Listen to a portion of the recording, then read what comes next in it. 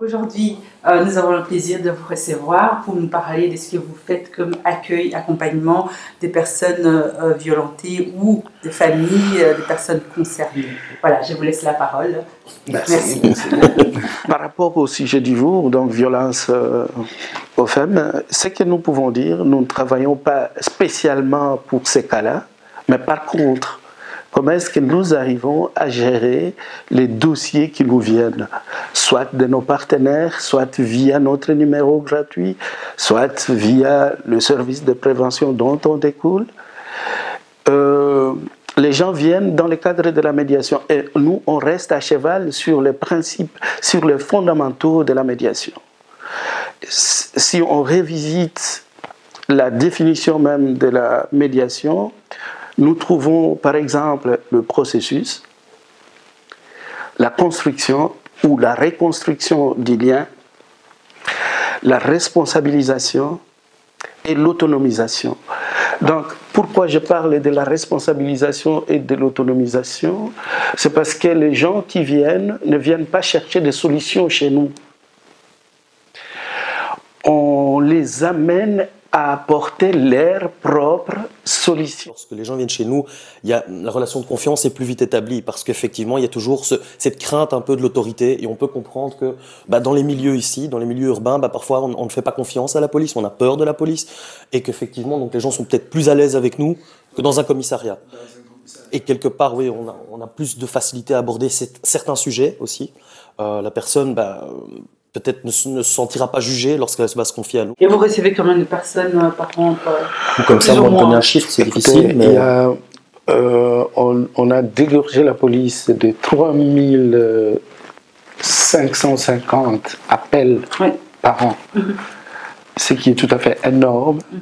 Et à côté de ça, il y a les gens qui viennent comme ça, oui, directement, soit par...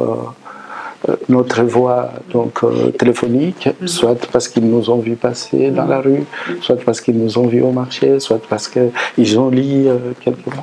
Et vous menez des campagnes de sensibilisation on passe, quand il y a par exemple de nouveaux venus au sein de la commune, au sein de la commune. Et alors on fonctionne aussi beaucoup avec le bouche à oreille. Okay. Donc le bouche à oreille est très efficace. Et il faut dire que cette présence a un double impact, notamment au niveau de la lutte contre les sentiments d'insécurité. Les gens qui viennent nous voir, et ils ne se sentent pas jugés, ils n'ont pas... Parce que, bon, si on est dans le jugement, le juge le fait déjà très bien. Et ici, les gens peuvent parler librement, et le seul moment où on peut sortir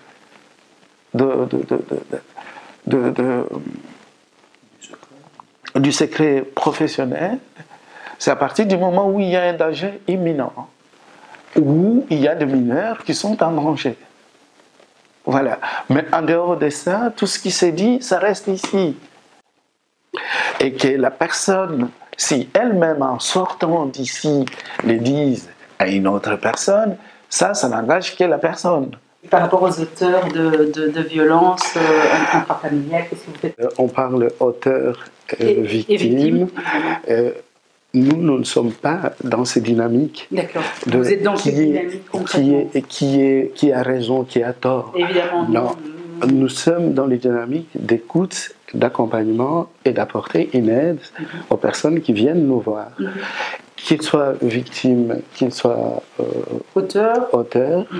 Notre objectif n'est pas de les juger. Justement, comme mon collègue l'a expliqué auparavant, c'était de faire comprendre déjà à la personne quel est son problème, essayer de lui faire prendre conscience quels sont ses moyens à sa disposition, et c'est à elle de faire ce choix. Et à partir du moment où elle vient ici au bureau et qu'elle nous dit « voilà, j'ai fait un choix, je veux ça comme solution, je veux ça », là, notre rôle de relais est important. C'est là où on va rediriger la personne vers des partenaires, vers des centres d'accueil, etc., en fonction de la problématique concernée. Légalement, la police ne peut pas dire aux gens vous êtes obligé d'aller voir telle structure. Mais par contre, la police a nos leaflets. Quand il y a des cas de violence dans la maison, ils désamorcent la tension tout de suite, ils remettent notre leaflet pour un travail de fond.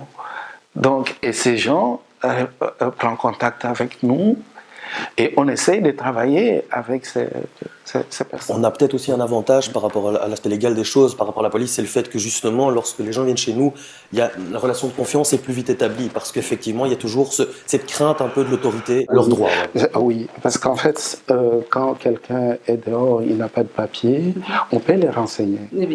Voilà, on peut les aiguiller. Par exemple, il peut être malade, il ne sait même pas qu'il y a des infirmiers qui sillonnent nos rues, oui, pour soigner. Donc vous avez une information utile aux personnes qui viennent nous voir.